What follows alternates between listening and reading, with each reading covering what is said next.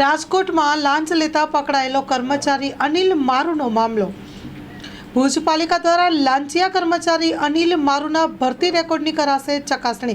લાંચિયો કર્મચારી અનિલ મારુની ભરતી પ્રક્રિયા સંદર્ભે ગેરરીતિ આચરાઈ હોવાનું ઓડિટ રિપોર્ટમાં જાણવા મળ્યું છે અને ભુજ પાલિકા તપાસ કરશે। એક દાયકાથી વધારે સમયથી ભુજ પાલિકામાં ફરજ બજાવતા કર્મચારી સામે પાલિકા કરશે વધુ તપાસ। સ્ટોરી રિપોર્ટ બાય કરણ વાઘેલા, ભુજ।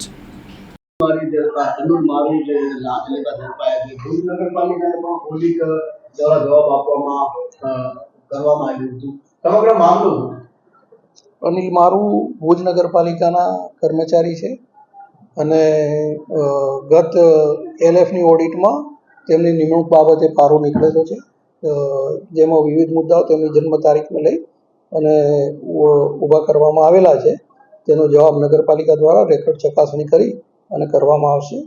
તેની વિગતો અનિલ મારુ પાસેથી પણ માગવામાં આવેલી, જે વિગતો હજુ સુધી રજૂ થયેલી નથી, તો કાં તો એમની પાસેથી મેળવી અથવા તો નગરપાલિકા પાસે ઉપલબ્ધ રેકોર્ડ ચકાસણી કરી અને ઓડિટ પારાનો જવાબ કરવામાં આવશે। સર, આ સમગ્ર મામલે ભરતી પ્રક્રિયા હાથ ધરવામાં આવી? ભરતી પ્રક્રિયા જે તે વખતે 2012ની આસપાસ લગભગ ભરતી પ્રક્રિયા કરવામાં આવેલી હતી અને જે ઓડિટ પારો જે અત્યારે આવેલો છે, અત્યાર સુધીના ઓડિટમાં ક્યારેય આ પારો આવેલો નથી અને 2024ના ઓડિટ દરમિયાન આ પારો નીકળેલો છે।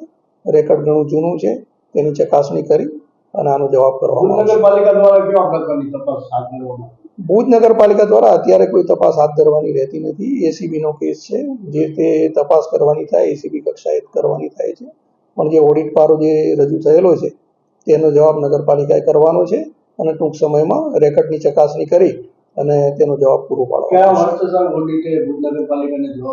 અત્યારે રિસન્ટલી જે છેલ્લું અત્યારે ઓડિટ થયેલું છે, લગભગ અઠવાડિયા પહેલા જ આ ઓડિટ પારો મળેલો છે અને તેના રેકોર્ડની ખાતરી કરી અને તેનો જવાબ આપવામાં આવશે।